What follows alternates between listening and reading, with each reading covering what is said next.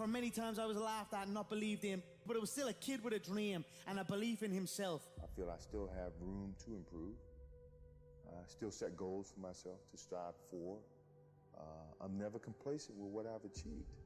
We have money, we have everything, we have fame. But the most important thing is the family. Keep your family healthy, good, and take care of your family, because this is the most important thing in the world. Failing to prepare was preparing to fail. The night before a game, I ate the same food. I went to bed at the same time. I got up, I ate the same breakfast. Some people call it superstition, but it's a routine. I went on the courts with just a ball and a racket and a hope. Because you might be actually not feeling great physically or mentally, you're drained, but the confidence somehow gets you through. And when you don't have confidence, that's then when you have to sort of trust all the hard work you've done, and you have to keep on working hard so success comes back. I make mistakes, but I strive every day to be a perfectionist. Set yourself a definite goal and work hard toward that goal, and don't let anything or anyone stop you in the process, no matter what it is. Quick mic check, 1, 2. I didn't really care about the standings or, you know, the perception of my style or whatever, as long as I could keep learning these new tricks. And so as I was successful in competition and winning a lot of the events, my job was just to keep getting better. All of you, I know you got him. I know you got him picked, but the man's in trouble. I'm gonna show you how great I am. People perform better when there's no safety net. People perform better in sports and everything else if you don't have a plan B. We were down 1-0. If you walked into our locker room at halftime, you thought we were up 3-0. Nothing external can defeat the internal. The only thing that can take someone down or break you down is internal. Nothing external is strong enough.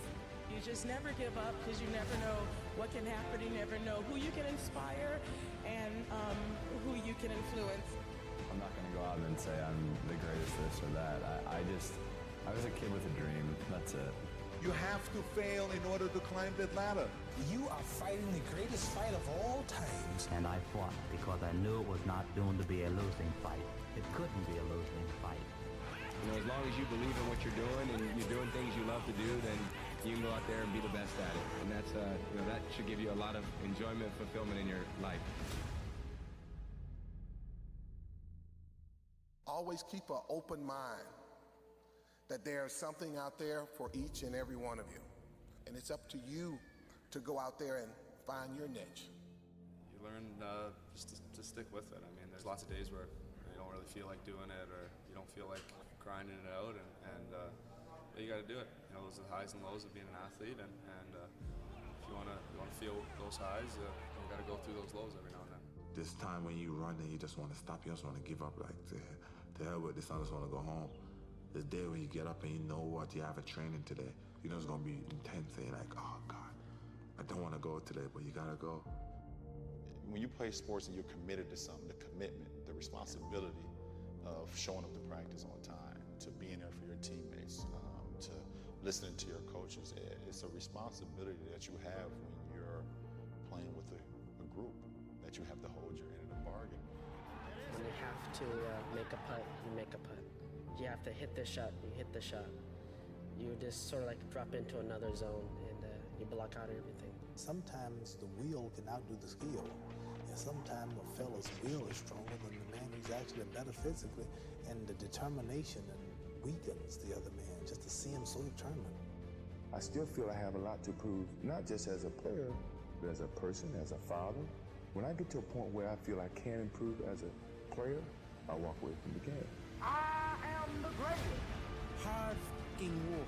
You put it in, you believe in it, you will succeed. Everything was done to try to learn how to become a better basketball player. Everything. And so when you have that point of view, then literally the world becomes your library to help you become better at your craft. Some of the best athletes, the greatest athletes in the world, do things when they're uncomfortable. You just have to stay calm, because it's not finished to the last point, no matter how close you get. I've been working so hard all my life to be here, I was determined to get this. You gotta start from way down the bottom. You gotta let it grow up with you. And if you're successful and you tried hard enough, you're bound to come out on top. Just like these boys have come to the top now. Mentally, we have a vision, we have a finish that we have to attain, you know, and sometimes you have to do it when you're old and you're tired, you know, and I think it's the test of your will to succeed.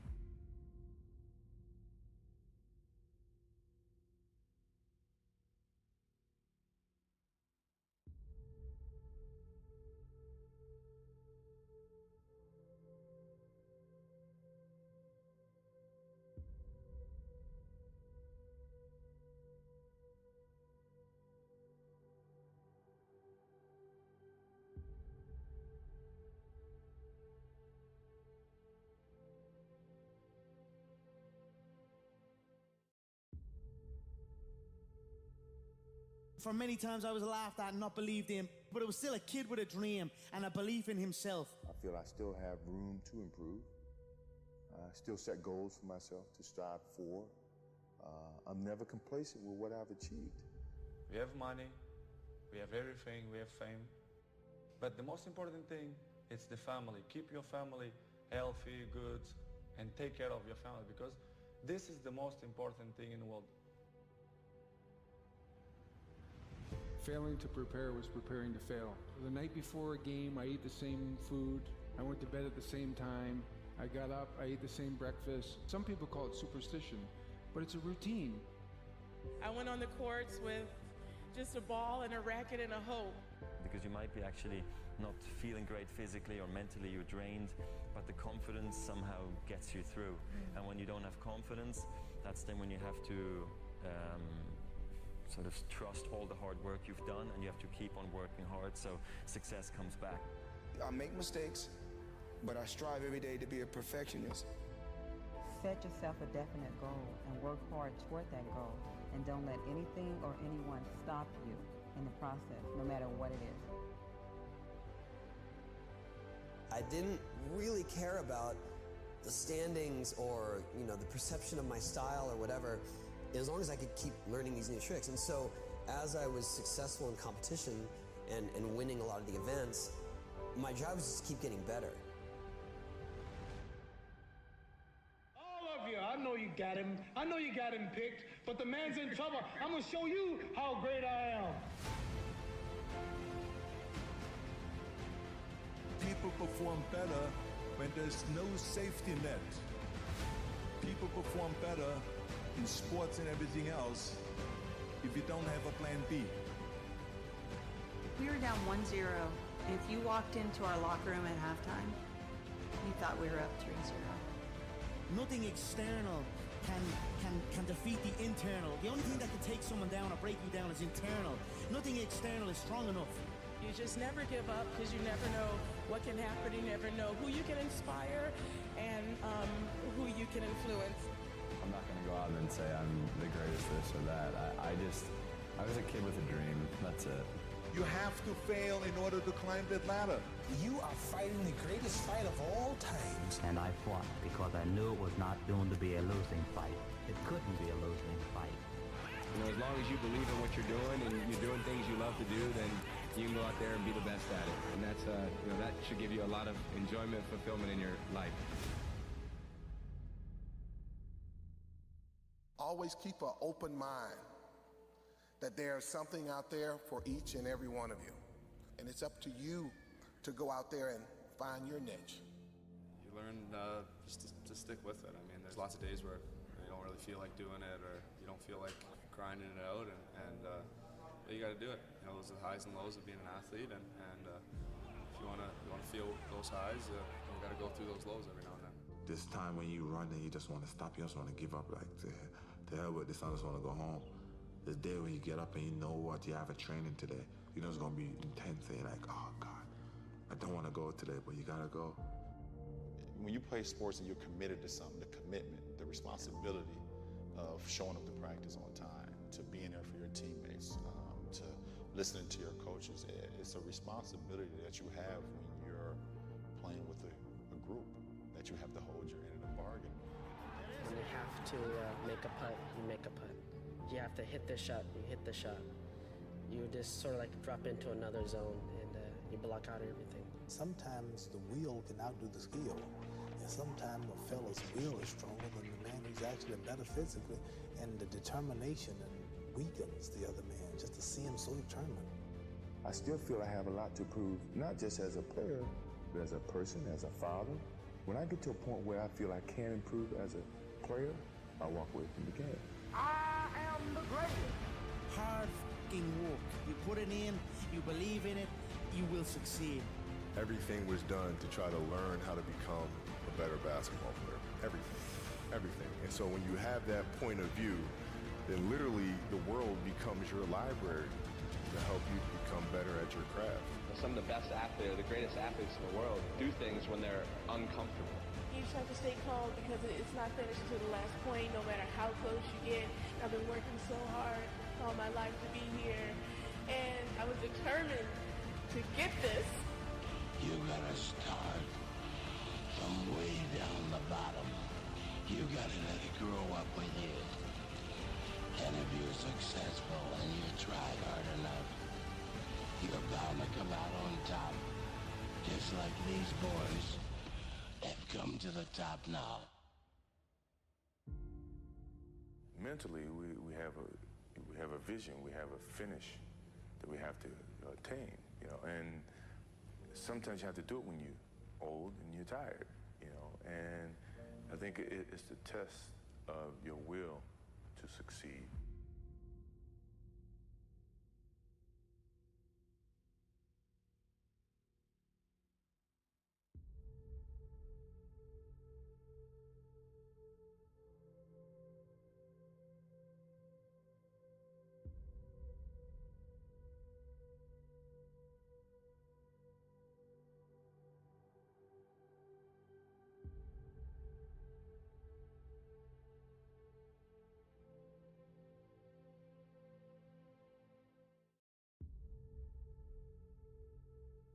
For many times I was laughed at and not believed in, but it was still a kid with a dream and a belief in himself. I feel I still have room to improve. I still set goals for myself to strive for. I'm never complacent with what I've achieved. We have money, we have everything, we have fame. But the most important thing is the family. Keep your family healthy, good, and take care of your family, because this is the most important thing in the world. Failing to prepare was preparing to fail. The night before a game, I ate the same food. I went to bed at the same time. I got up, I ate the same breakfast. Some people call it superstition, but it's a routine. I went on the courts with just a ball and a racket and a hope. Because you might be actually not feeling great physically or mentally, you're drained, but the confidence somehow gets you through. And when you don't have confidence, that's then when you have to sort of trust all the hard work you've done, and you have to keep on working hard so success comes back. I make mistakes, but I strive every day to be a perfectionist. Set yourself a definite goal and work hard toward that goal, and don't let anything or anyone stop you in the process, no matter what it is. I didn't really care about the standings or, the perception of my style or whatever, as long as I could keep learning these new tricks. And so as I was successful in competition and winning a lot of the events, my job was just to keep getting better.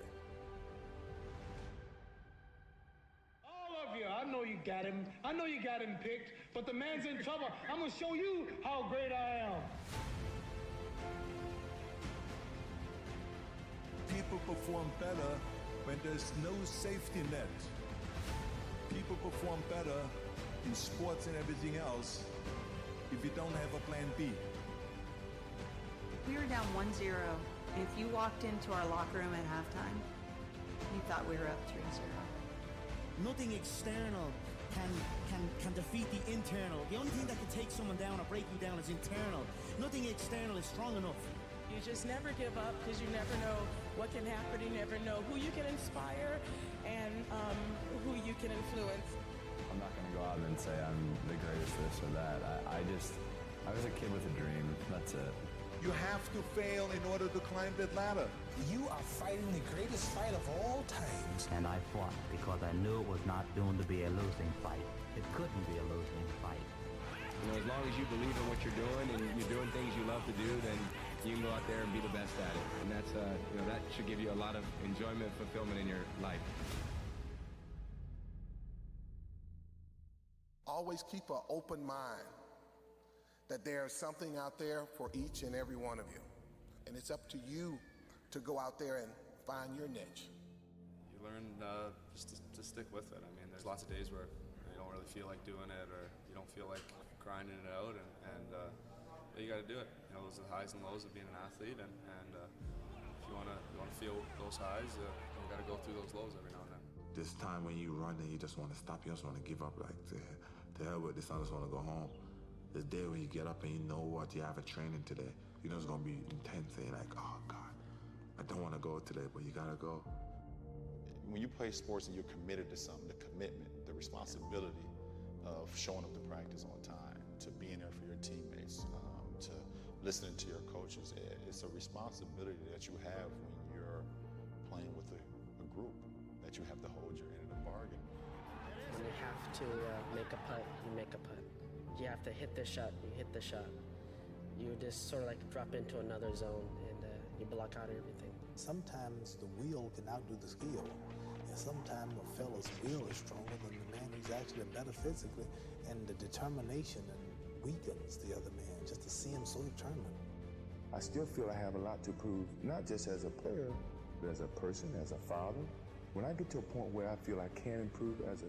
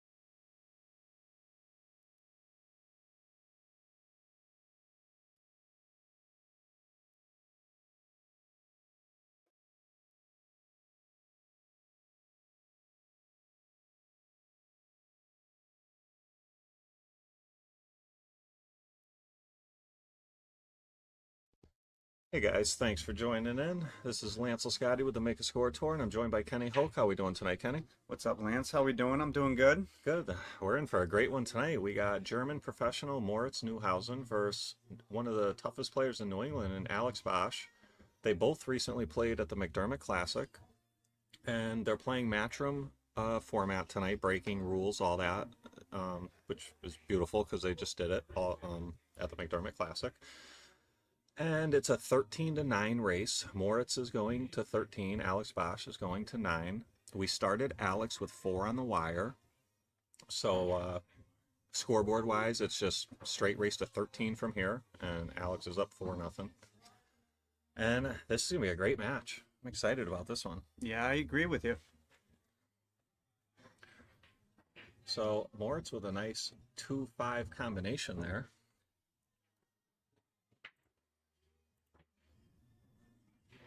Yeah, Moritz is a pretty young player for those guys that don't know how old he is. I think he's about 20, 21 years old almost. Yeah, he's one of these young, upcoming world beaters, and he's super nice individual too. Yeah, he's a true professional. And yeah, at such a young age, he's very impressive man and player. Yeah. This is the second time he's been out here. He was out here last year, I believe, or was it the year before? Was it last year? Last year, yeah. Yeah.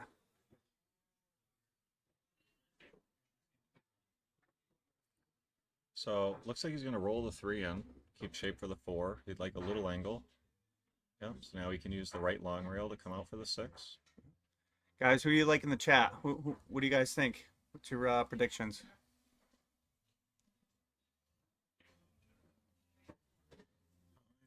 Yeah, this will work. He can go 2 rails out of the bottom right corner. He can miss the 9 ball. He could just draw over straight to the right long rail, but it looks like he can comfortably go around the 9. Yep.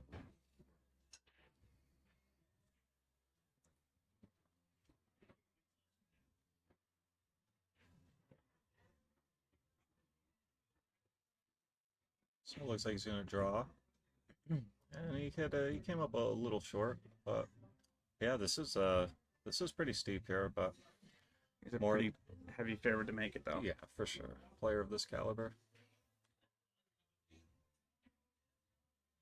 And Moritz with a great run out to open up the set and take a 1-0 lead.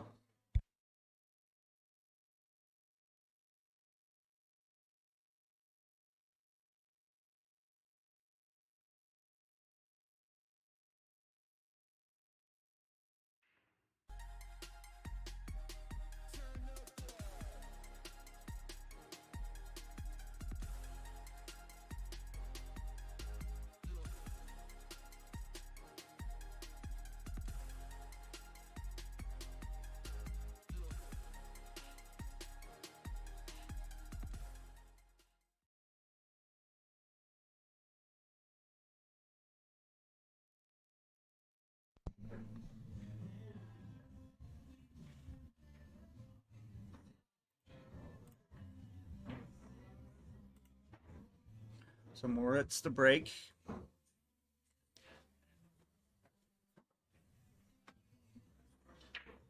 So they're going to be doing the Matchroom cut break. And what's that, dry break? Looks like, yeah. And anytime the cue ball goes all the way to the bottom rail, usually signifies that they miss hit the break a little bit. I didn't see if the cue ball got kicked down there, but he didn't give up a great opening look here. Thin cut on the 1. Alex might even play safe, but there's not a very easy one. Concerns with the cue ball, might run into the 4. If he cuts the 1 in, might run into the 4. And this is not a great spot to be in.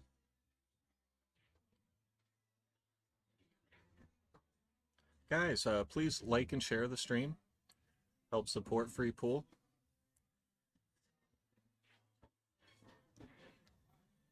Yeah, we have a battle on the table next door to this diamond too. And we got Gene Hunt, which is a local guy, playing John Francisco out of New York. John's the road partners with Moritz, so should be a battle too. I think they're playing a race to 9 for cash, so keep you guys updated on that too.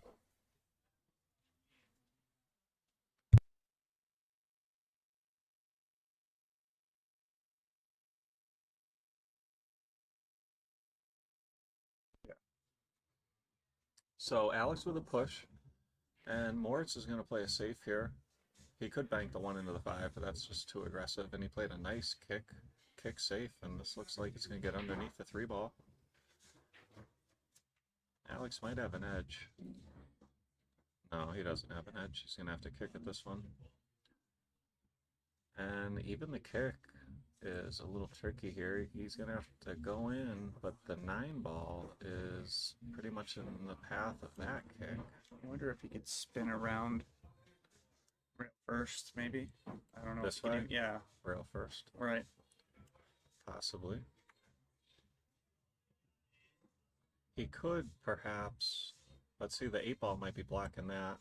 Try to get by the side with right hand English to come down in between the 6 and the 9, but I mean, any route you're contesting with problems here. Right. This is tough. This is very tough. Everyone's saying they like Moritz. Moritz. Well, he is one of the best players in the world. He's a professional from Germany. Yeah. And don't count Alex out though. Yeah, but I tell you, it's all about how this set starts, in my opinion. Correct. Yeah. And it's been a very tough start so far for Alex, because Moritz made a great out in rack 1, and now he just played a kick safe and got like perfect. Yeah, so Alex, this is such a tough kick that Alex is just going to tie up balls. I don't blame him.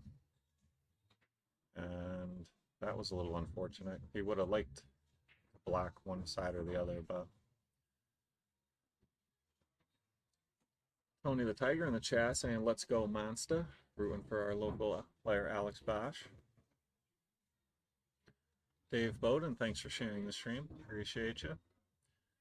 So, if anybody wants to donate tonight, for every $5 donated, it gets you one ticket in a Moritz Neauhausen signed cue ball raffle, and there's going to be 4 unique winners. If you click in the description of the video, you will see how many tickets have been purchased and ways to purchase tickets as well. And any donations are greatly appreciated. The money goes back to the cause. It's not cheap to book these world-class pros to play these types of matches. So any support is greatly appreciated, and I would love to continue bringing pros here. And I'll tell you what, I can't get too much into it, but as soon as this match is over, somebody called me and said they might want to gamble with Moritz Friday night. So, you know, small chance that we might have something real juicy on Friday night as well. But, you know. I can't wait to hear. Yeah. Yeah. All right, so Alex, the 5-ball's a little bit high there. I don't know if you can really go in on the carom with the cue ball. I think he's just going to play a safe. Yeah, I think he's probably use a 4-ball. He could use the 4. He could stay underneath the 7. Yeah, I think he. Yeah, the way he's cueing, it looks like he's going to bank the 3-ball up and try to have the cue ball come behind the 4. A little weak, but the 8-ball is going to help. Yep, nothing wrong with that. So very busy. This is at Rack's Billiards in Vernon, Connecticut. Stop down if you're in the area. It's a packed house tonight. There's APA going. There's a ton of spectators down here for this match. It's packed house. There's a lot of action on the rail. There's a lot of guys looking to match up. This is not going to be a terribly long match. So, you know, if you're feeling froggy and you want to come down, or if you just want to sweat some insanely great pool, come on down. Rack's Billiards, Vernon, Connecticut. So Moritz makes a good hit there, and Alex has a good look here. He can pocket the 3 in the bottom right corner, and he can use low right and come over and just worry about that side pocket to come out for the 4-5 combo next. He could even go down table, but yeah, this way a little better. But he rattled the 3. Didn't leave an easy shot for Moritz, though. Yeah, but Moritz is in the driver's seat here. He potentially has a rail first from the bottom rail. If he doesn't, he could go top rail and out. You know, he's is there a jump in play? I don't know. Definitely no jump in play. But he's got some options here. But yes, it is very beneficial for Alex that at least the 9-ball is making this a lot trickier. So he would like, it looks like he doesn't want to go underneath it because he doesn't think he can make it, and he would like to go this way, but he doesn't want to have to contest with running into the 7. It looked like he was pointing out. So now he's going to go up and down. I expected him to hit this very firm. Yeah, see, he hit that firm because he really wanted to go rail first, pocket the 3, and have the cue ball come out.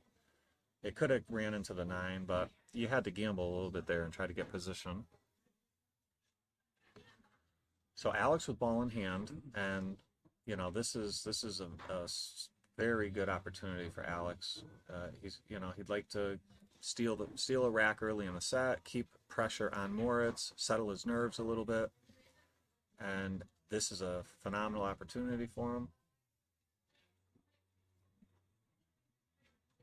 The 6 to the 7 is going to be the key. Anytime a ball's hanging like that, it could get a little tricky playing position. And since the 9-ball is on the right side of the 7, he's probably going to play to do one of these on the 6 to play in this area for the 7 in the bottom right later.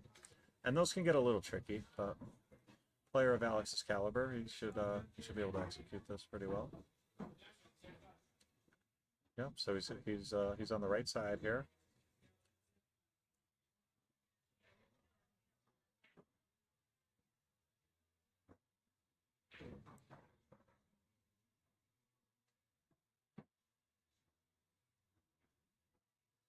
Well struck.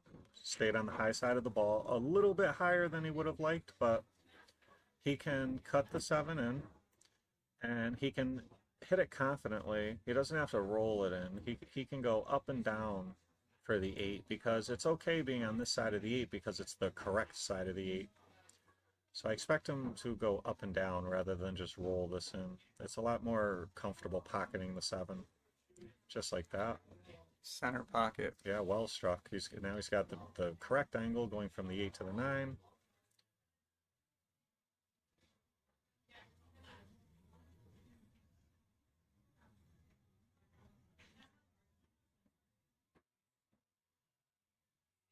So just maybe a little bit of left-hand English here.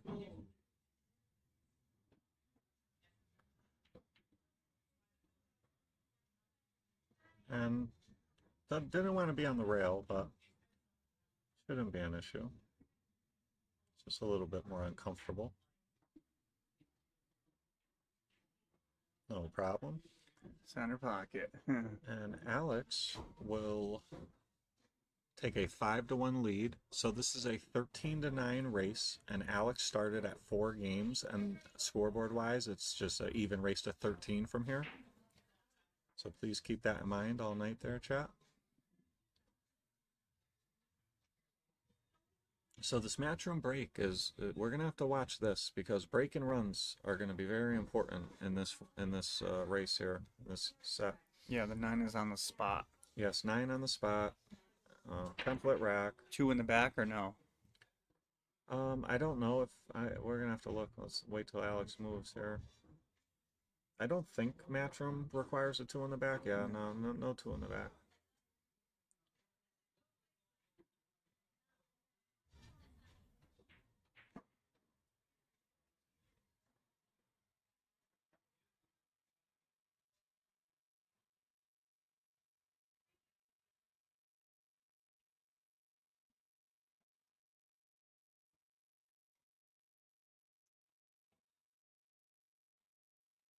What's your prediction, Lance? What are you thinking final score is going to be? I think it's going to be real tight. I think this is gambling. I think it's a coin flip. Yeah, I have to agree with you. And I think a lot of it's just simply going to come down to this: the break. The break. If that 3-ball jumps, yeah, it's all right. So a little loose with the cue ball, but since the 3-ball is right there and the 4 is not too far away, I don't know if the 4 passes the 9 in the side. That he would have liked that, but if it doesn't, he can still play for the 4 in the bottom right corner next, or he'll have options. Now, is there early 9s in the matchroom format? Yes. Yeah. Okay. And the 9s count off the break too, right? Yes. Okay. So this is a little tricky. Well, Cook asking, does Alex get the breaks also? No, he does not.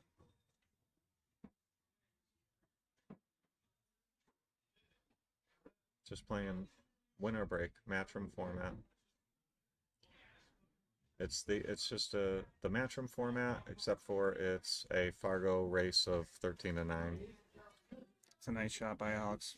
Yeah. So if the 4, so yeah, he's looking at the side, so he looks like he can squeeze the 4 past the 9. If he can't, he could take the corner and just come 1 rail out for the 5 in the bottom left. But he really would like to just pocket it in the side, use a little low right to hold the cue ball, or if he's too severe of an angle, he'll go up and down. Okay, so it was severe. He went up and down, and he just touched the 9 ball, but it still went in. Yep. But now the 9's in a very difficult spot. We got Mark Bolduck in the chat saying 13-10. That's his prediction. For who? For Mark Bolduck. For he says Moritz. Yeah. Moritz is going to win 13-10. Yeah, I mean, Moritz is one of the best in the world. He could break and run 5 or 6. Oh, good enough. And that could be the difference maker. I mean, it's hard. It would be hard for Alex to fade a 5-pack. Yeah.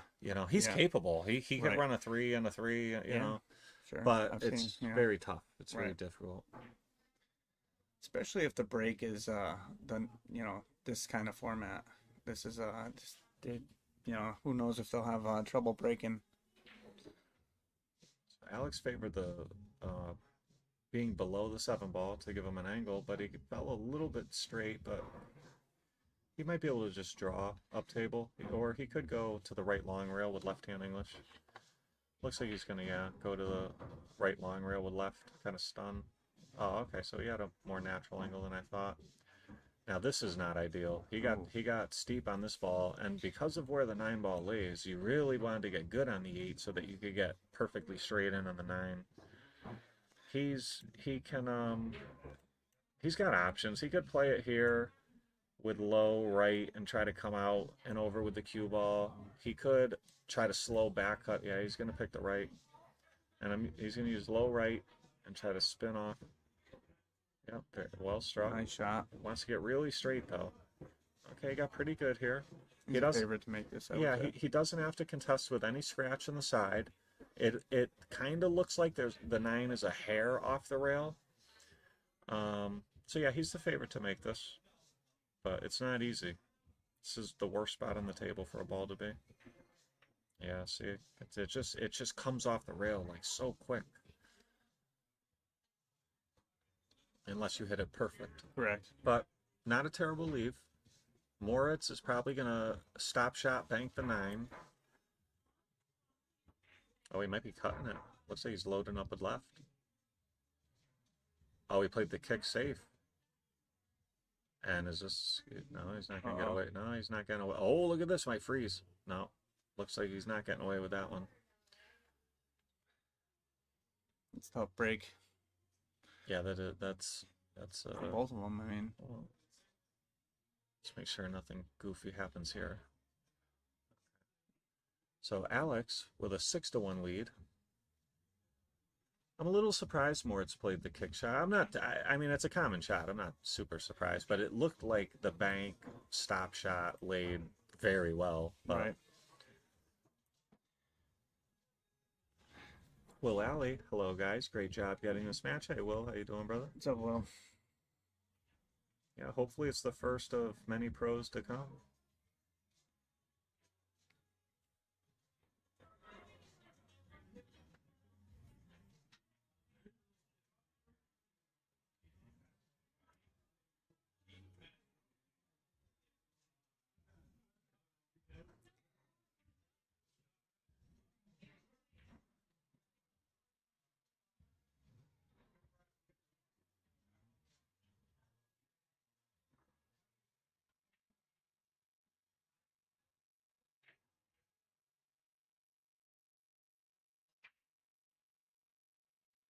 Alex said I'm pretty good there. Yeah, the 1 didn't go on the side, but he did make 2 balls.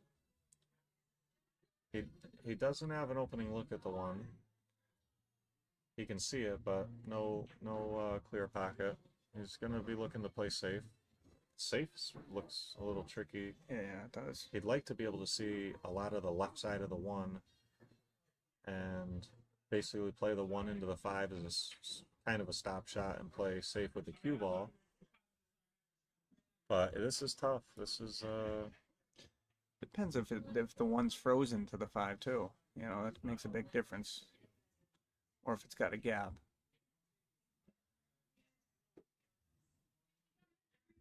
Yeah, so he's gonna push, and I don't blame him. But where do you push to? Situations like this are really get more important when you're playing a world-class player. It's very hard to outpush and outthink a world-class player, you know. Yeah.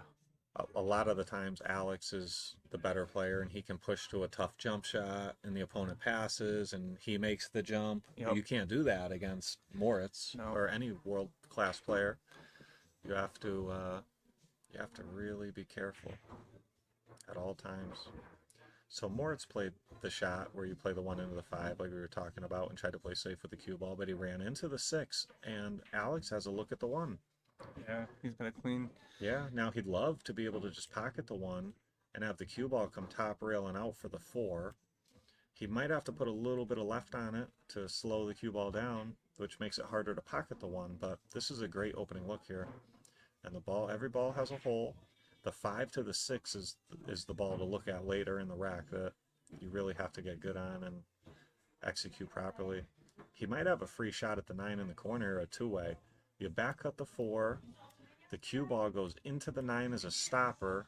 The 9 can maybe shoot to the corner. It looks like it's going to go on the low side around here, but the angle is super deceiving from here. He'd like to be thin on the 4. And it's a three-way shot, because if you can make the 4 or the 9, and it comes with shape. Don't tie up. Okay, no problem. And the 8-9 looks wired to the side, so even if he gets straight on the 7, he might be able to just play down table for a wired 8-9 on the side and not have to go up table to play the 8.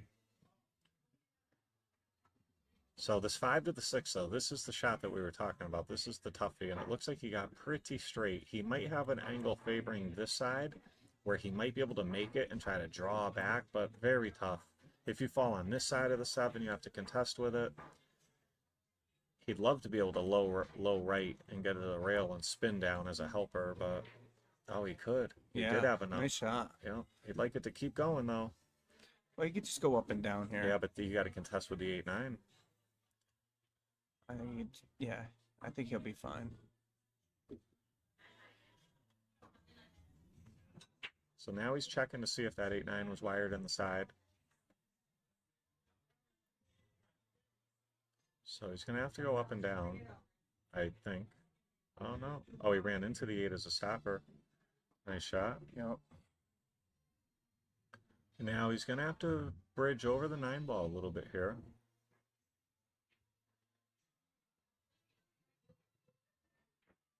But it looks like he can just pocket the 7 and have the cue ball come up for the 8 on the side. And you don't have to get perfect on the 8. It doesn't even matter if you fall on the low side or the high side. Doesn't even matter. He fell on the low side, and he can pocket the 8. It looks a little too severe to roll in. He might have to go up and down a little bit, which is no problem. A little right hand English, just like that, and the cue ball checks up off the rail.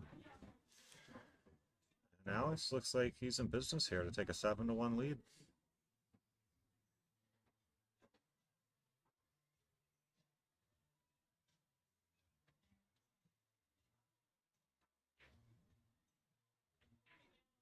And just like that, Alex Bausch with a 7-1 lead. And, you know, this set is all about the beginning, in my opinion. If Moritz had jumped out, you know, tying it up 4-4, 5-5, 6-6, and it becomes an even race to 13 from there, you know, it's very difficult for Alex. But now we're starting to reach territory where it's very difficult for Moritz, because I'd say, the next 2 games are very, very important. From here, Moritz would have to outscore Alex 12 to 5 just to win Hill. That's about a 2.5 to 1 ratio against a upcoming young player in Alex Bausch, who's been on a tear the past 2 years, and he's a 7-15-ish and rising Fargo. Right. So this now Moritz has his hands full, and this could shape up to be a Hill type of finish too, if Moritz catches a gear, and you know. Yeah, I agree. But Alex is very tough player. A lot of players, even his speed, will go through little downswings in a set, you know, where they play lousy for a rack or 2, or they show their amateur side. Yeah, Alex just doesn't. He's so mentally tough, and he doesn't show emotion, and he's got great mechanics that he can rely on, and he knows it. You know, he just keeps on getting better and better too. Yeah, that's the thing with him.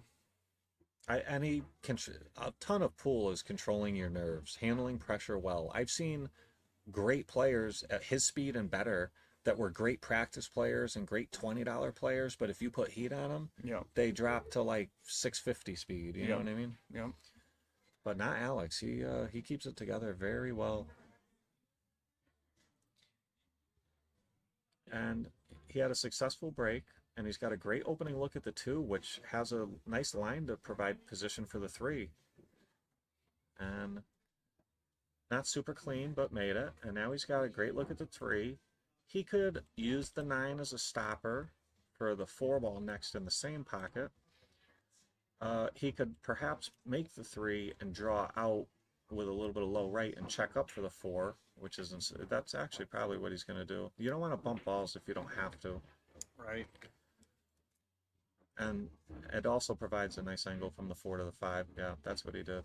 So yeah, this is beautiful. Now you got the 4, your cue ball comes out for the 5, then you pocket the 5, and you can basically stop for the 7 because it provides a nice angle going with the cue. Yeah, he's in super business here to break and run and take an 8-1 lead.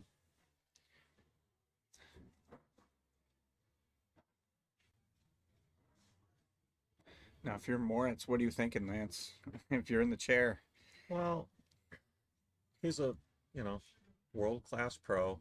He's been down like this against other world-class pros and pulled it out. Yeah. So I don't think he's going to be... I think he knows he's in for a tough game here. But and these players are familiar with each other already. Alex Bausch and Lucas played Scotch doubles against Moritz and Josh Thiel, and Alex and Lucas got the money. Yep. And then there might have been another game, I can't remember, but I think that was actually the only time they matched up. But yeah, Alex in business here, and looks like he's going to run out for an 8-1 lead. Now, like I said earlier, Chad, in case you're just joining, this is a 13-9 race, and we started Alex at 4. So scoreboard-wise, it's an even race to 13 from here. Alex is not going to 9. The spot is up. The spot is up.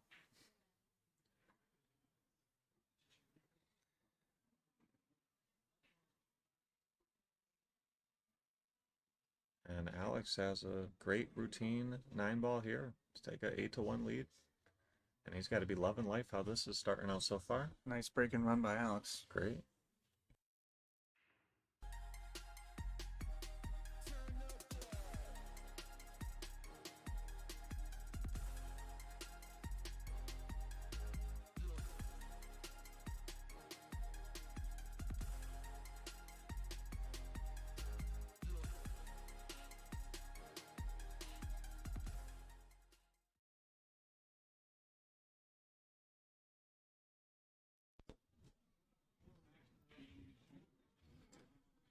So we just had the McDermott Classic wrap-up yesterday. A little controversy at the end.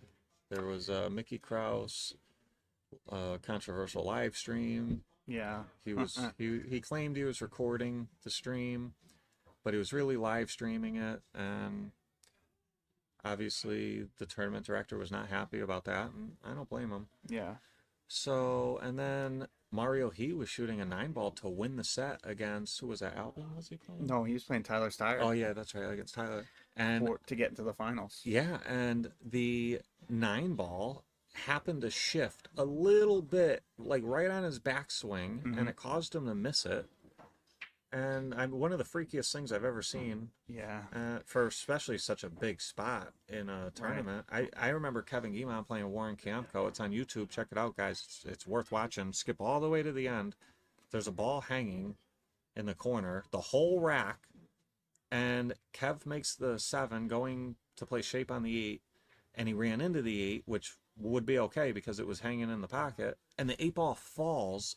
And then the cue, before the cue ball even gets there on its way, and then the cue ball just goes straight in the corner, and Warren Campco's got ball in hand on the 9 to win the set. And it was tight. It was like, that was to make it like Hill. Kev was going to run out, make it Hill. Man. Check it out on YouTube, guys. Kevin Guimond versus Warren Campco. Skip all the way to the end. It's one of the craziest things I've ever seen. Now, Alex with a great safe there on the 2-ball. Moritz is going to go airborne and try to pocket the 2-ball in the top right corner. Yeah, he's sponsored by Q-Tech, so he's very familiar with this jump cue. Yeah, all these world-class pros jump amazingly well. All of them. It's like a requirement to be a world-class pro. There's not one that jumps poorly. And he hit it great, almost made it, just missed it. Might make it in the side. He did. Oh. Look at this. Alex with a great opening look. All the balls go. You got the 2, 3, 5, 6. Oh, I missed the 4-ball. You got the 2, the 3. What's the key here? 4 to the 5's easy. 6 to the 7, just to make sure you have a proper angle to get to the 8. That's all it is. The 6 to the 7's easy, but you just got to make sure you get the proper angle to get to the 8.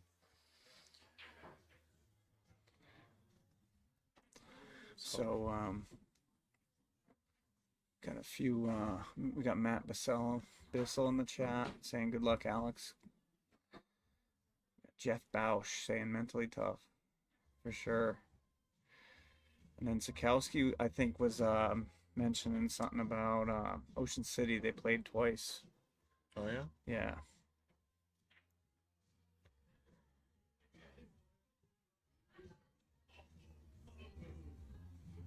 So, yeah, Alex looks like he's got the proper line to come down for the 4.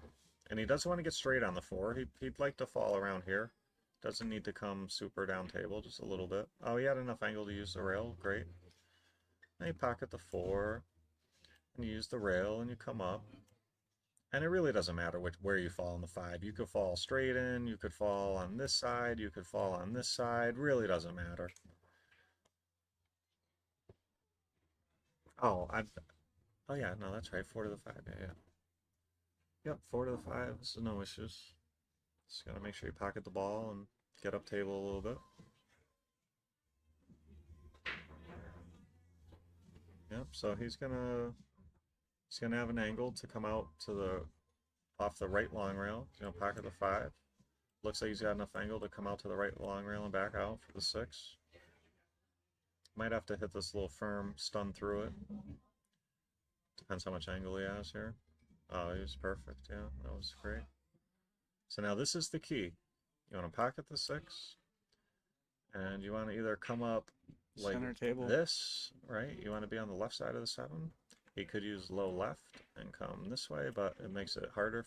Okay, that's what he chose to ensure that he had the right angle. You saw how much he had to spin the ball because he was a little flat on the 6. That's why I thought he'd go up one rail and out, but he hit it great. He looks like he's a little... see, these angles are just deceiving. Looks like this is just about perfect angle. Maybe a little low left. Oh, stun over. Yeah, maybe just a little low left. And yeah, a little steeper than he would have liked, but no problem. Pocket the 8. Maybe a little low left. Come out. Maybe just contest with the side a little bit. Yeah, that's why he didn't want to be quite this steep. He would have loved to have been like here, where he could pocket the 8 and just comfortably come out for the 9, or even get straight, and then you end up with the 9 over here. But nope, this should be no problem. Yeah, all he had to worry about was that side pocket. That was it. And Alex Bausch with jumping out on fire. And he pockets that 9 to take a 9-1 lead. Wow.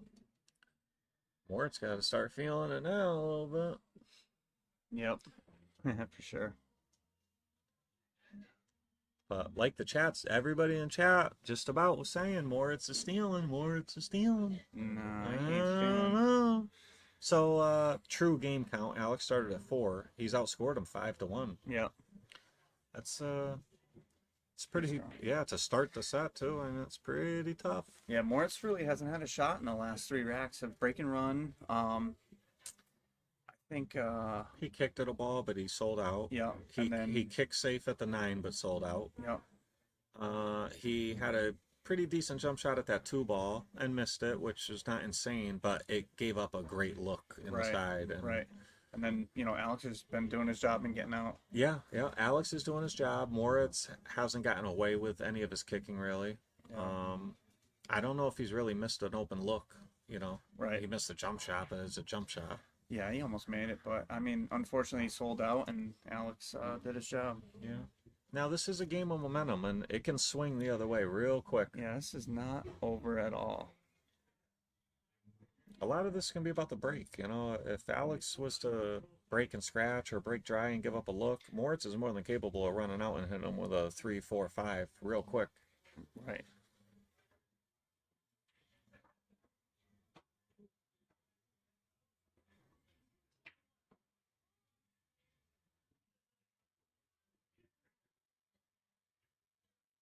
So, I think he broke dry. Yeah, dry break. With a shot and the 1 for Moritz. With a shot at the 1. Here we go, guys. All the balls have a pocket. No combos have to be played. They lay pretty good. I think 1 to the 2 is a shot. Yeah, yeah, he's gonna have to go in between the 8 and the 7, I believe, with a bunch of left-hand English. Oh no, he could miss the 3 ball. And yeah, it felt great on this ball. Perfect. Yeah, so he's in business here. So here's a real first good look at Moritz. Yeah, yeah, correct. So I'm curious how he's going to deal with the speed, because all these pros are used to playing on brand new cloth, and they just played on brand new cloth at the McDermott Classic. This table is extremely worn in. It's about ready to be reclothed. So it doesn't surprise me that he fell short on that ball. Right. And that we might see that a couple more times until he really gets a little bit more adjusted to the table. Yep. The speed of it, at least. Now he's in business here. Roll the 4 in. You have the 5 in the side.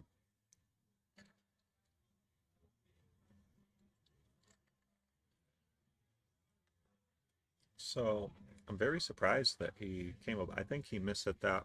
Yeah, you know, one railing out. Yeah. Back at it and where his arm is. Do you think he played position for this 5 in the? Oh, he missed it. It's hard to tell. He missed it.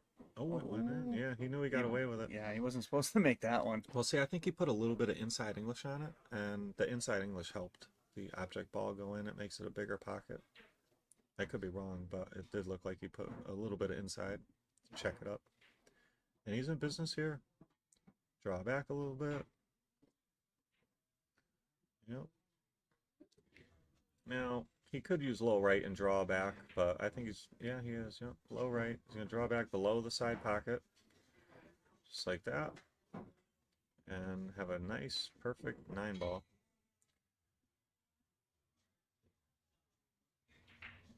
And Moritz striking back, and that brings us to 9-2.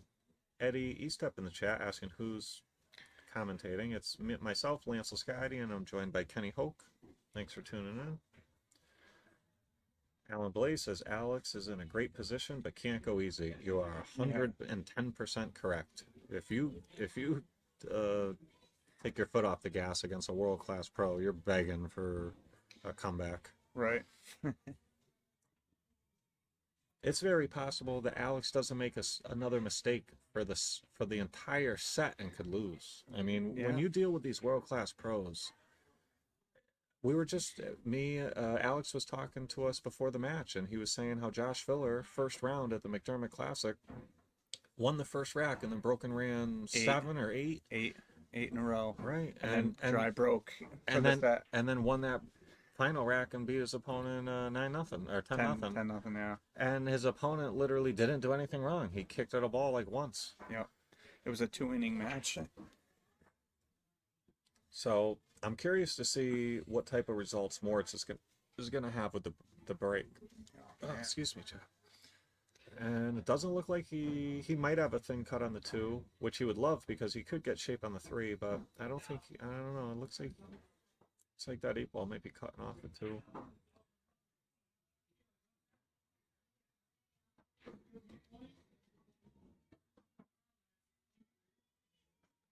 It's not going to push. Yeah, he's looking to push.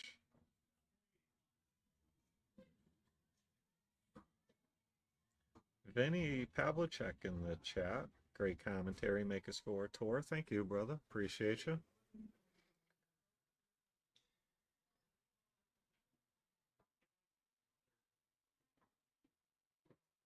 So Moritz pushes, and I expect Alex to, what's he going to do? He'll probably go off the right side of the 2 with some right-hand English and try to spin down in this area, and that could bank the 2 ball back up into a safer area over there. He could really, actually, you know what he might do? He'll thin it more with right and probably do one of these and come out. I think that's the move. Put the cue ball on the top rail. No, the cue ball would be the one down here. Oh. I meant the 2. Oh, the 2, yeah. Cue ball. Yeah. I thought you said the cue ball. Maybe you did, I don't know. So, looks like Moritz might have the left edge of the 2, but it's no good. He might have to try to. He'd love to not be on the rail so he get it kicked from behind the two, probably, but I don't know. This is tricky. Because, I mean, what can you do thinning the left side of the two? It's going to shoot over to that right corner, and it's hard to get coverage. I mean, he could try to thin it and do, like, one of these type of shots, but it's difficult. Yeah, 9 feet, real thin. You got nothing out there to hide behind with the two. Right. Well, even if you shoot that shot, it looks like, you know, the two ball is probably going to travel into like something like that. There's nothing out there. If you don't get coverage behind the 6-9, you're in big trouble. Yeah.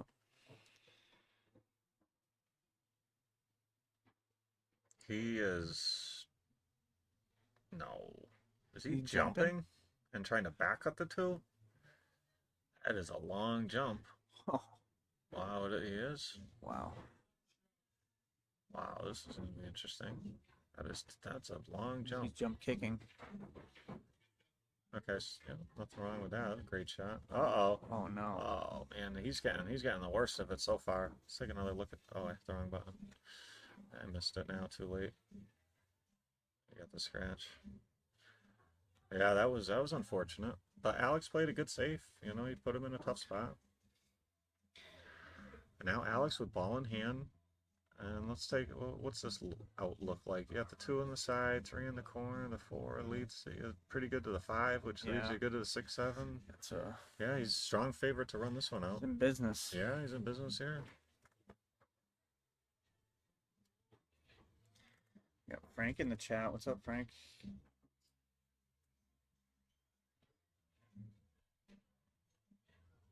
What's up, Frank? Yeah, Alex came out firing it for sure.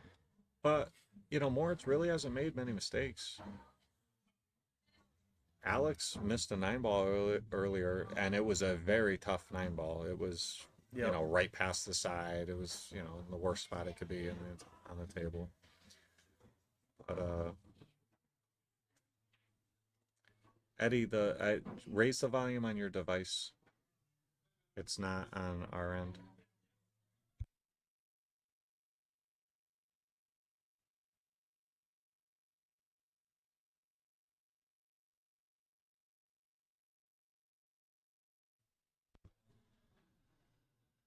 We got Miss Blais in the chat. Happy birthday, Miss Blais. Hope you're having a great day. Russell Rhodes, what's up? How you doing, brother? What's going on, Russell? Thanks for tuning in. Guys, if you can, please like and share the stream. Send a donation if you can, but if you can't, a like and a share would be greatly appreciated. If you can send a donation, for every $5 donated gets you 1 ticket and a Moritz Neauhausen signed cue ball, and there's going to be 4 unique winners.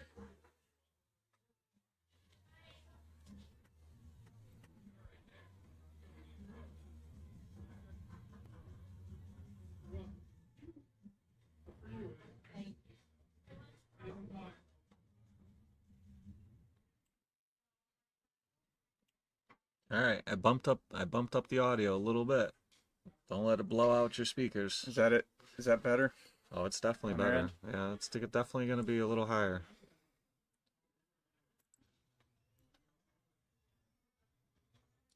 There's a lot of different people watching on different phones or different audio equipment, their TV or surround sound or Their whatever. car. Yeah, their car. And then there's your volume settings. Is it at your phone or is it your TV? Like if you screen mirror to your TV, you got to pump up the volume on your phone to adequately get the right volume on your TV. Yeah, everyone's saying it sounds a lot better. So. All right. And just like that, Alex is running out. Uh-oh. And looks like he's okay.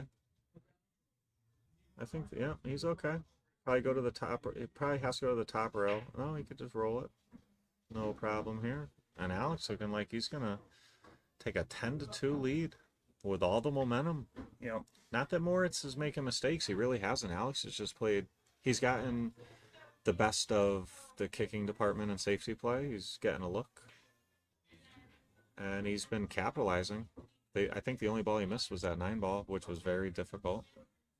Bob Lacoste, thank you for sharing the stream. This is going to be a 1-set thing tonight.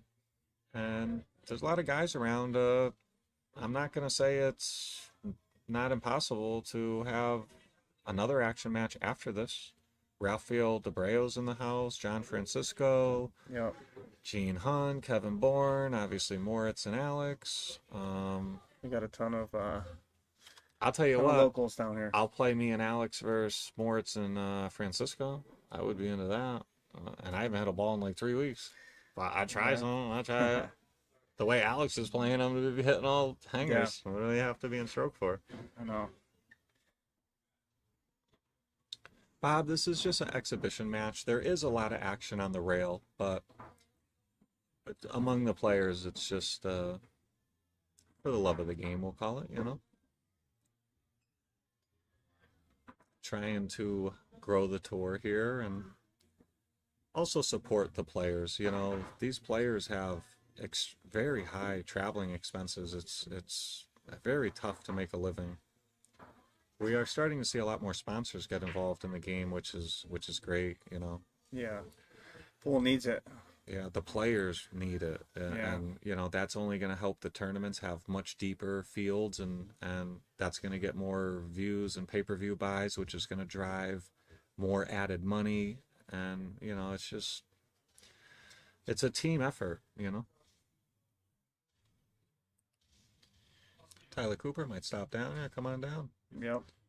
I can't predict what's going to happen, but hopefully it's worth your trip. I don't think you live super close, but...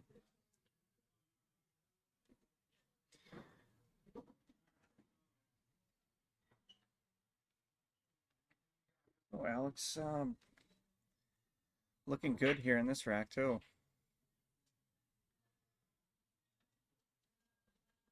Yeah, this is off the break, if I'm not mistaken, right? Correct. Yeah, so a successful break, makes the ball, has a great opening look at the 1. Yep. And hit that, beautiful to come down for the 2. Doesn't want to get straight. Yeah, he's got a nice little angle. He'll probably go forward with left-hand English 2 rails. He doesn't have to, but he'll probably go pocket the 2 in the bottom right corner, go forward, come out. He'd like to favor this side of the 3, I believe, so he can pocket the 3 and slide over for the 4. He could even probably go 2 rails all the way up table, but I don't like it for the 3 to the 4. Yeah, I like this more. Now, he got a little steep here, but the only problem with this is you got to contest with the side, and he's so steep that it's hard to get the draw to... He might go above it. ...to bite. Yeah, he could go above it. He could just, you know, cue ball flat to like here, but... Let's see. Yeah, that's what he had to do. Yeah. And a ton of chat coming through all of a sudden. I don't know why that's been doing that the past couple streams. I'm going to have to look into that. Justin saying this is killing Alex's future action. This is killing Alex's future action with the sub 700 club. That's already been dead. Yeah. I made a post like 6 months ago. Does anybody in New England around Alex's speed want to play? And the only person that wanted to play was Lucas. And I'm not saying everybody's scared or this or that, but nobody wanted. No, I've tried. I personally reached out to like 10 plus people, backers, everything. I said, pick a horse, come play him. And Lucas was the only person that took him up on it, and Lucas spotted him and beat him. And still nobody wanted to play him. And I jinxed him. I got him. You know. Commentator's course. Yeah, I got him. So Moritz might be able to back cut, razor, slice this one in, and go 1, 2, 3, 4, something like that.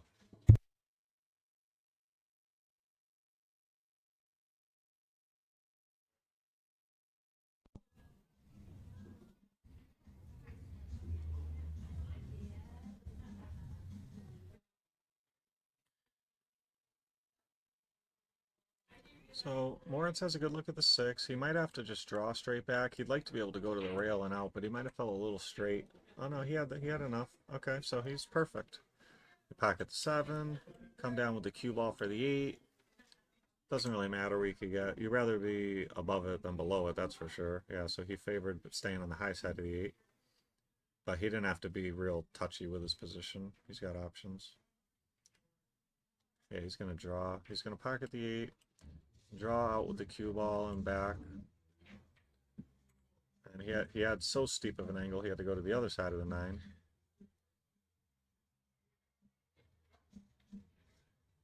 And just like that, Moritz puts a bead on the board here. And we have a 10-3 match.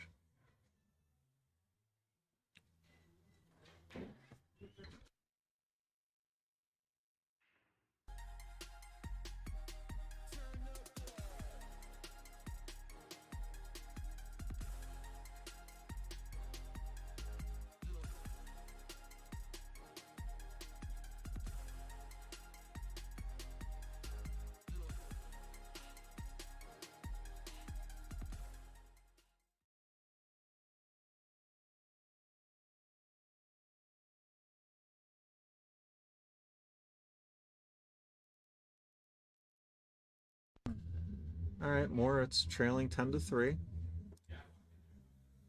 Brent, this is an exhibition match. I'd like to be one of those guys that says they're playing for 5,000 or whatever, but it's an exhibition match.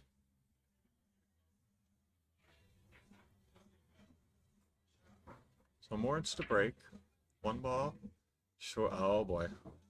Yeah, he's just been not getting the best of it at all with the kicking department, with the breaking department. He's been getting the worst of it. Now, lucky for him, it looks like the 4-9 might have locked up.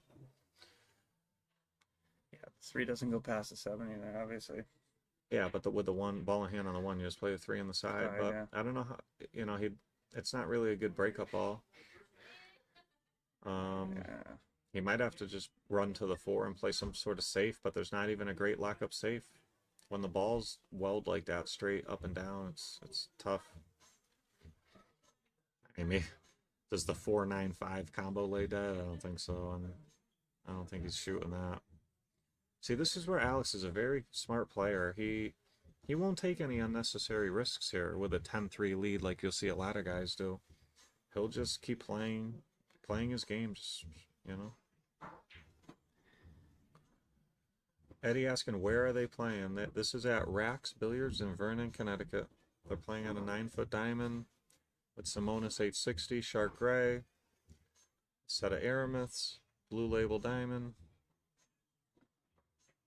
Josh Staples 9 in the corner off the 5. You know what? That don't lay terrible, but it's kind of a flyer against a guy like Moritz. Up 10-3, I know it feels real comfortable, but I promise you it can change real quick. I played Mike DeShane in a handicapped race, and I won the first rack, and I had a big spot, and I'm up 6-0, and I had beat him the previous day, and then he runs out and then breaks and runs, I think 6, and it's 7-6 him, and a race to 10, and he rolled from there, Doesn't mean much. These guys, these top pros, they can hit you with 4s, 5s, and 6s. Yeah, so Alex ran to the 4. And he played a nice little safe here. He might have given up the edge, but there's not much Moritz could do with it, even if he does have the edge. I don't even think he does. Doesn't look like it. Yeah, he's going to have to kick. So he's looking at kicking from the right long rail. I believe that's what he's aiming at here. Looking at the carry him into the 9. Yeah, I think that's what he is looking at. Kick into the 4, and perhaps the cue ball goes into the 9, driving into the bottom left corner. I think that's what he's looking at. That's what he's looking at. And you know what? The 4 even has a chance to go on the side. All right, so looks like he's gonna. Oh, would jump. See, he's just I don't think he's kicked a single time this entire set where he got away with it. No, he's kind of sold out on all of them. Yeah, and the 8-9 is a little bit, but it looks like it has a combo to the bottom left corner, so.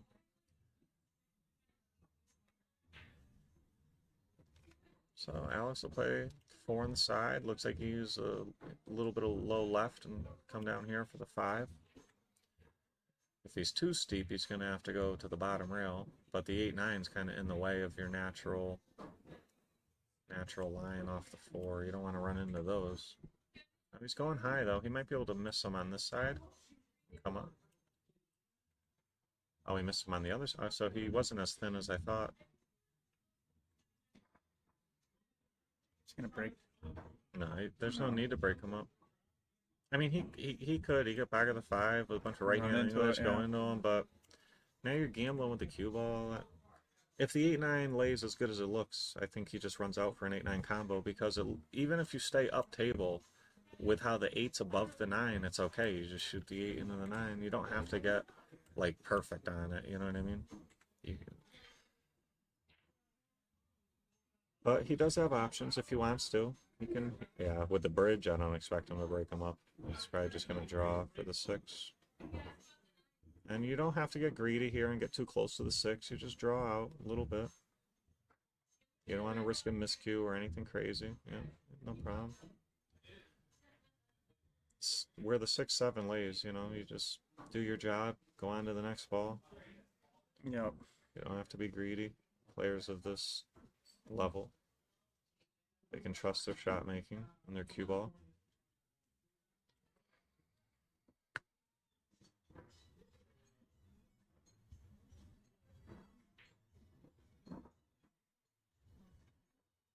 So he's got options. He could just play a stop shot and then play the 7 and have the cue ball go back and forth in this type of area. I think he's going to try to draw back to like here. And then 1 rail? Yeah. He One might rail have felt, down? I don't know, he might have felt a little steep. He'd like to just, he'd have to use the I think rail. he's going to use 1 rail down, yeah. Because like we said earlier, you can stay on the high side. It's no big deal. That's what he'd like to do if he's not too steep. Which I think he's okay. I mean, he could drive through, even at this angle, he could probably still drive through and go back and forth if he had to, but he's using draw, so he's not, oh, he did shoot that shot. Yeah. And got just about perfect on this. He's on the high side, it's okay. And with this much of an angle, you play the 8 into the 9, and your cue ball can go up table, and the 8's not going to move much. And even if you were to miss the 9, you might leave them 9 feet, rail to rail.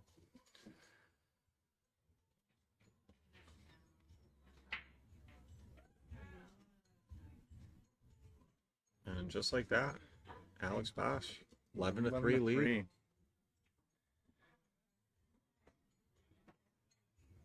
Alex on fire, doing his job. Yep. I think he's missed 1 ball the whole set. And Moritz is not playing bad at all. He's just, every time he kicks, he's giving up a look, and Alex is running out.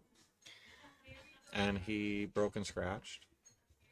Got kicked in the top right corner. Yeah, everything he's kicked at, he sold out. Yeah, so. he's just, the rolls. I'm not trying to say the rolls, because I don't want to, I feel like that almost discredits Alex, because he's just played perfect and done his job, you know? But right. The things you can't 100% control have been going against Moritz so far. Yes. We got Brittany in the chat. We know who you're rooting on. Mm-hmm. He's doing great so far. He's playing great. Tyler, I can't predict it, man. It's tough in here. It's filled with APA, and I would like to say yes, but it's tough to predict. It's also, just so you know, it's Monday. They close at midnight. So Alex rolling. He's going to look to continue rolling. He's been breaking good. He's been breaking good. The 1's been going short of the side and dressing up for the top left. Okay, this time it went in. And now the 2 ball looks like it might jump out enough. A little thin. But still has a shot on it. Yeah, still has a shot. Every ball is a pocket. The 2 to the 3 is the key here. If he can pocket the 2, he'd love to slice it in and have the cue ball come up and down for the 3 on the side next. That's the only pocket you really have that makes sense position-wise. But, you know, this is a long shot. You got to put some inside English on it. It's not easy.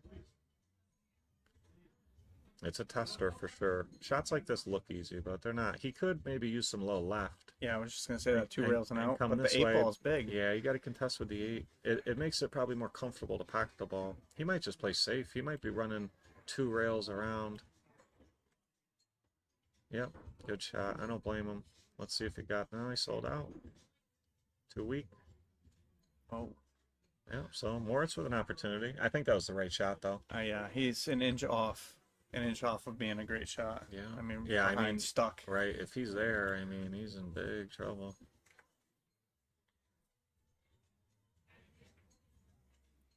All right, so Moritz with a chance, but 2 to 3 is tough. It does look like he can, with high right, pocket the 2 and drive forward with the cue ball and back down. He shot a very similar shot earlier and hit it perfect. So, I mean, he doesn't have many options. He's got to go in on it.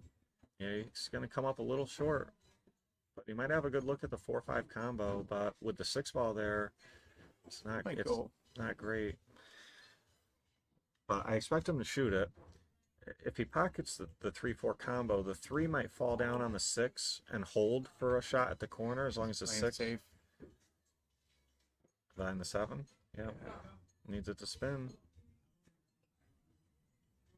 And he might have given up an edge. Might have given up just the edge.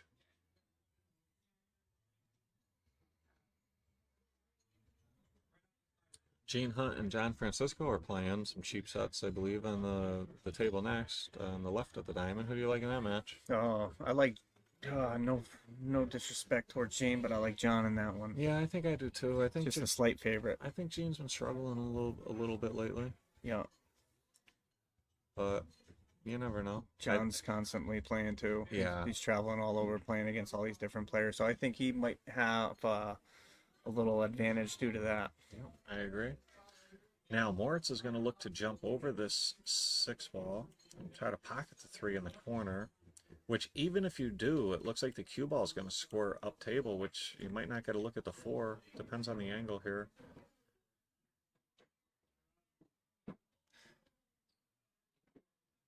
And he got away with it, but like I said, the cue ball looked like it was going up table. And in trouble here. He's going to have to kick. He's going to kick 2 rails behind the 4. Try to send the 4 into something probably like that type of path. I guess. Makes sense. Oh no, he's going to use the 6. Wow. Oh, wow. Oh, it didn't go. I thought he hit it perfect. Let's take another look at that. I started looking at the cue ball because it looked like it was going in. Like, wow, this is a severe back cut. Wow, I can't believe that ball didn't go. And Alex with a great opportunity here. Now, it looks like he's forced to go rail first. And it looks like it's okay. Might run into the 6. He might run into it, but I think he can miss it. You got to hit the 4 on the thin side. He could just hit it with speed, where if he does hit it a little full and runs into the 6 moves, and he's got to look at the 5. Oh, he had the whole ball. And off to the races here. 5 ball, no problem. 6 ball, no problem. 7, 8, 9. I mean, yeah, he's in shape here.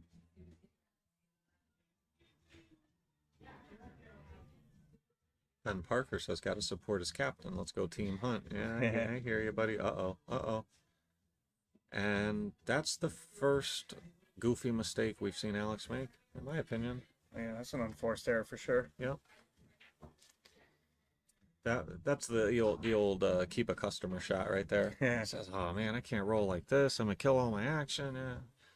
I'm just kidding. He would never. He's not that type of guy. So looks like Moritz might be able to see the bad side of the 6. Yeah. The bottom side.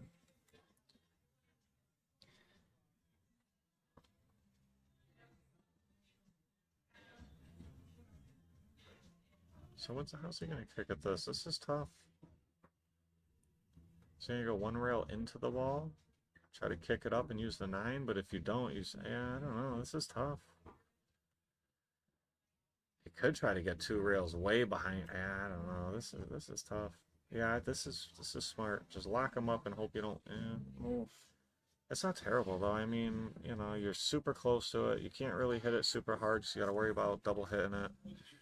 So even if you were to pocket it straight up in the corner, it's tough to get out for the 7 ball next. Right. Can't really use follow high English because you'll most likely double hit. Right.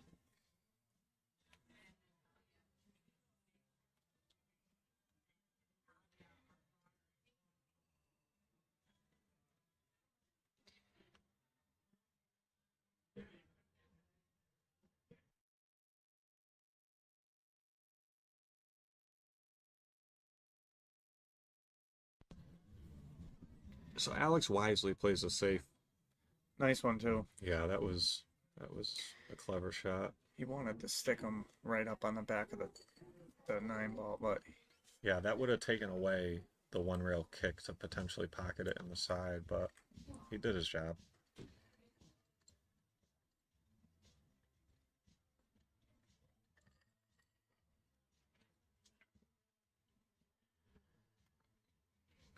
So I expect him to slow kick at this. Oh, actually, a little two-way. Hit that good. And Alex almost dead straight in, almost froze into the rail. This is tough. This is a tester for sure. Yeah. Huh. Yeah, this is really tough.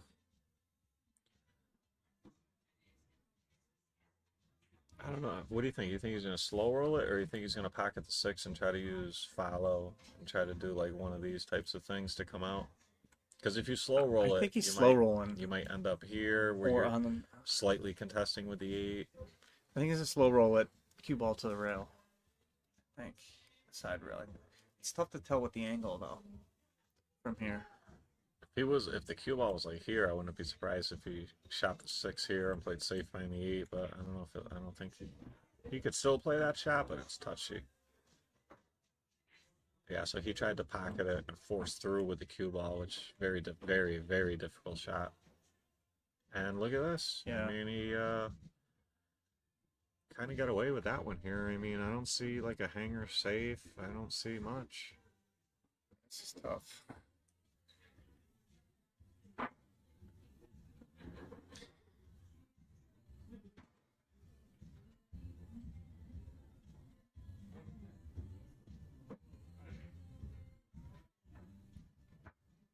So he's going to jack up and try to keep him behind the 7 and send the 6 to the top rail. Wow, what a shot that was. Yeah, he almost didn't quite look happy, but yeah, it looks great to me. Yeah, it's tough to control the cue ball in a shot like that.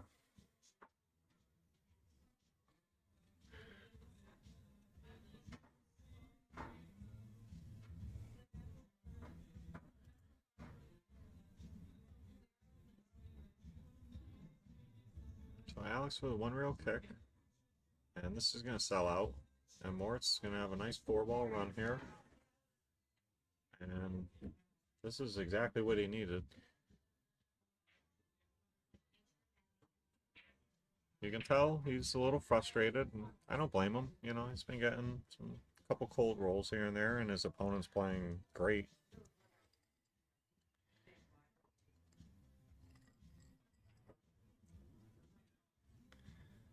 Such a fluent stroke for this young gentleman. He's going to have to put a package together. It doesn't have to be a 7-back, but he's going to have to put like a 3 together or something, you know, to try to get him back Jump back in it. Yeah. He has to get to a point to where he applies even a little bit of pressure, and Alex has to think about it. Yeah. Oh, this guy's coming back. He's, you know. But he's not there yet. He's going to have to do some work to get to that point to make Alex start feeling the footsteps a little bit. Yep.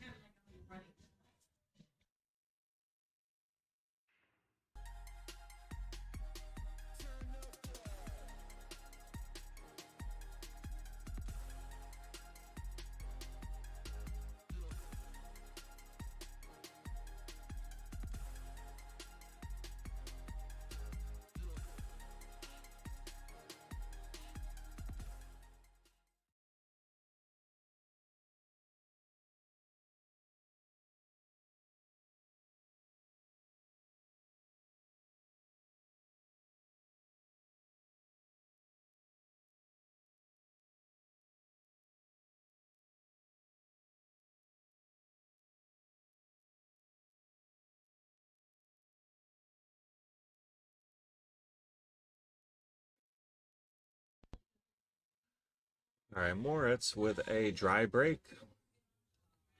And this is a bunch of the small things that have just been really hurting him this set. Dry breaks, or he pockets a ball, scratches on the break, yep. or pockets a ball and doesn't have a good look, And Alex has a great look. Every ball has a hole. No combos have to be played.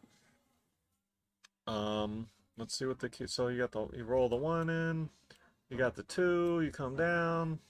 Could even play the 2 in the corner, but you should probably play it on the side. 2 to the 3 is a little tricky because you want to stay down table for the 3 to the 4. You got to make sure you really get good on the 3. And once you get good on the 3, the rest of the rack lays pretty good. 7 to the 8's the only shot after that, and you have all the options in the world depending on where you lay on the 7. So Alex is definitely the favorite to run out this rack. And the way he's been playing, I mean, he's been playing almost perfect. He's made 2 mistakes. He missed a ball last rack, I believe it was. That tough shot where he had to pocket at 7 feet and go force follow through the ball 2 rails. Yep. And he missed a super tough 9 ball that was like almost frozen to the rail right past the side pocket. Like, you know, we all know that spot, the worst spot on the table for a ball to be. Yeah. And he just missed it. He hit it pretty good. Other than that, he's played just about a perfect set. Got Josh Thiel in the chat. Love it. Oh yeah, we Going played on, we played his commercial. Yeah, go check out HV Game Room.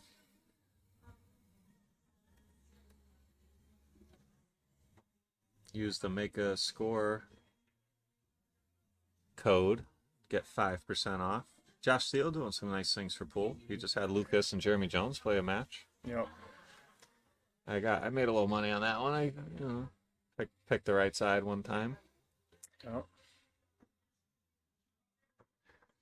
All right, so Alex gonna look to play the 4 and the 5 in the same pocket.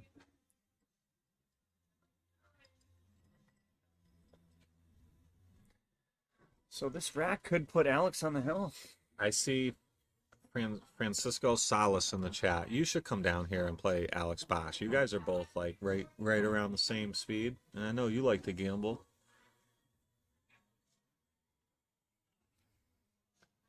So Alex is gonna go 6 to the 7. He's gonna pocket the 6. He's probably gonna do one of these with the cue ball, come out, have an angle. You don't want to be straight on the 7. You want an angle. Oh, not this much angle, though. Yeah, he went a little further than he wanted, but... Yeah. You know, he could potentially go high right-hand English and come out like this. He could go bottom left, but you have to contest with the sides. You'd like to go high right here, but I don't know if he can. It's a little thin. Oh, he could easily. Yeah, I like yep, that shot. perfect, perfect.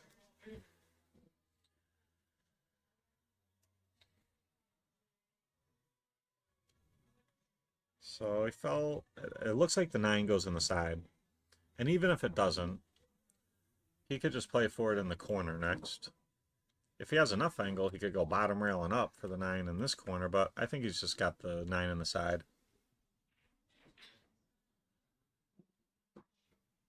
So he had enough angle to go up table for the 9 in the corner. And you'll probably see him put some inside English on this ball.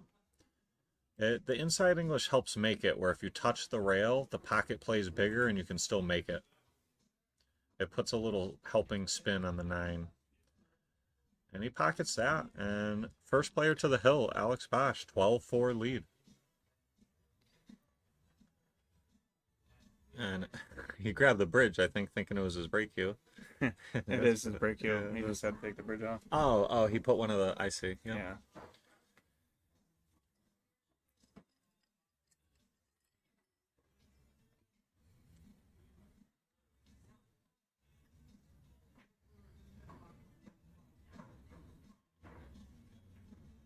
Wow, what an impressive performance so far by Alex Bausch. Alex really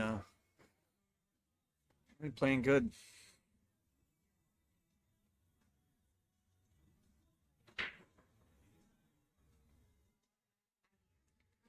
Yeah, Frank, I thought about that to myself about halfway through my statement, and I think you're right about that one. But I bet you there's some translators in the chat.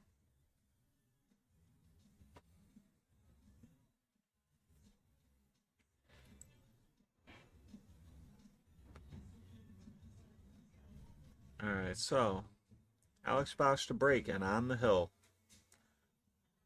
And he's been breaking great. He's been breaking strong. This is the Matchroom rules, Matchroom break. 9 on the spot. And as you've been seeing, the cut break is the proper break for this type of format. Yeah, and he's got a shot on the 1. Yep, with a nice angle to come down table for the 2, and the 3 ball is right there. So the only issue here is the 8 ball lays a little funny. It looks like you're going to have to play it in a side pocket at the end of the rack. I mean, I guess you could play it in the bottom right corner. It all depends on where you got in the 7. But yeah, he's got a chance here to break and run for the set.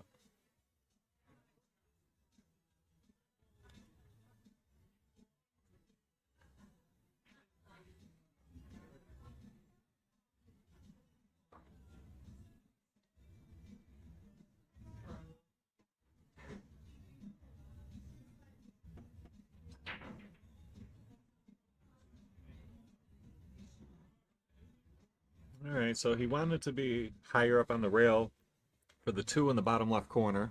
Ran into the 2. And I don't think he's going to play this 2-3 combo. I think he's going to play safe.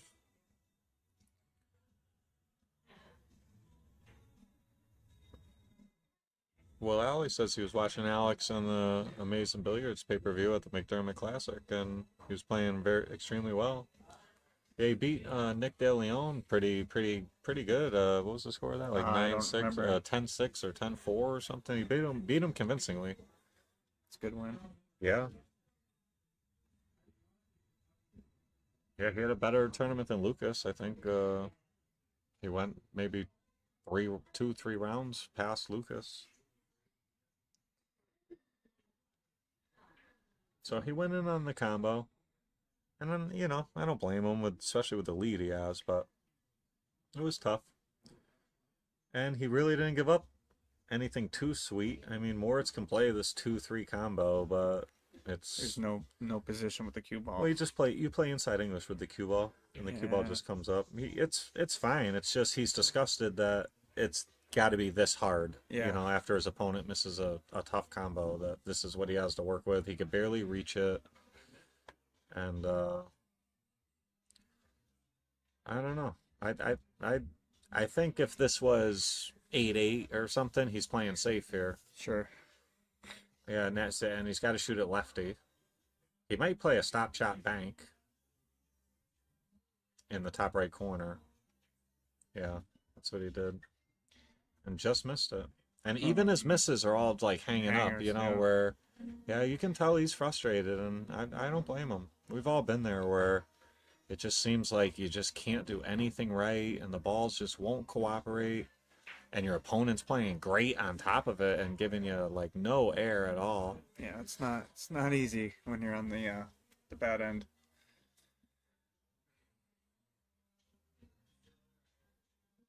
So Alex can pocket this too, and he's got a nice angle to come down for the 3. He overhit it a little. He doesn't want to get behind the 8. And he did get behind the 8. And the 1 rail kick is no hanger because the 6 ball is blocking it. He can come above the 6 and go in between the 6 and the 8 with some left-hand English. I believe that's what he's going to do. Like one of these with left. Maybe even more like this. And then down, yeah. Left, yeah. That's a big 6 ball. I mean, he's a little jacked up here, but not too bad. Oh, he can bridge in between the 8-9. And yeah, see, I mean, every time Moritz gets to the table, a cue ball hanging in the pocket, jacked up. I mean, you know, this is just, he's just never getting a good, he can't get comfortable, you know? Yeah. These are all like, it's like a super tester every time he's at the table. Is he going for the 9 here? No. I don't believe so. He could always play safe and run into the 8 with the cue ball. He could play the 3-9 and just try to bring the cue ball up, maybe get protection behind the 7 or something, but they'd have to lay perfect. Yeah, this was the move. That was the move. Yeah. That was a great shot. Great shot. Now Alex does have your standard 1 rail kick. He might kick out it soft and try to lock the 3 and the 5 and the cue ball all up together.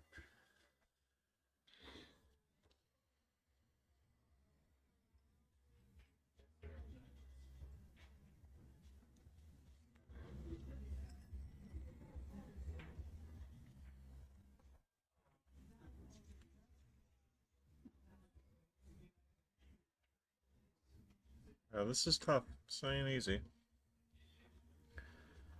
I mean, it looks like the 9's not cutting off the natural angle where he'd have to go similar to the other shot, you know, like that way with a bunch of spin. Yeah, he can go straight at it. He just wanted to figure out what gives him the best chance to kick safe or kick something in. So he made a good hit the ball full, but he gave up a look.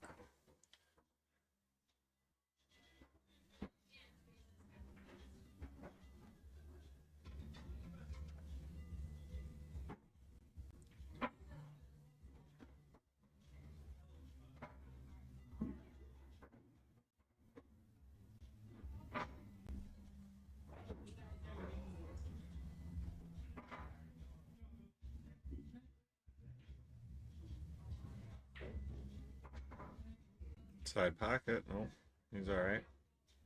Yeah, perfect. Nice little angle. You can use the left long rail, a little low left.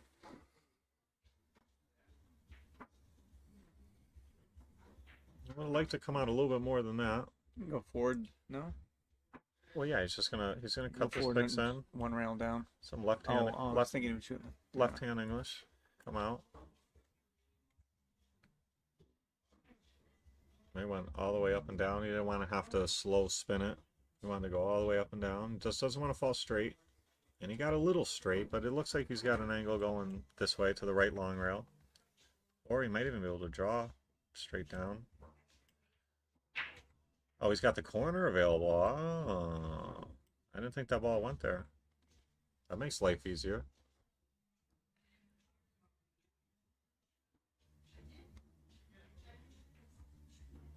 Yep, nice 9 ball on the side. Yep, and that's going to bring us to 12-5.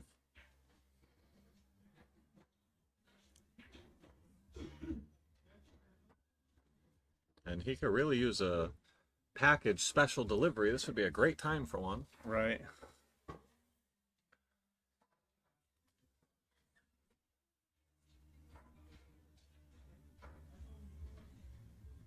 I believe there's just a brief bathroom break. We'll be right back.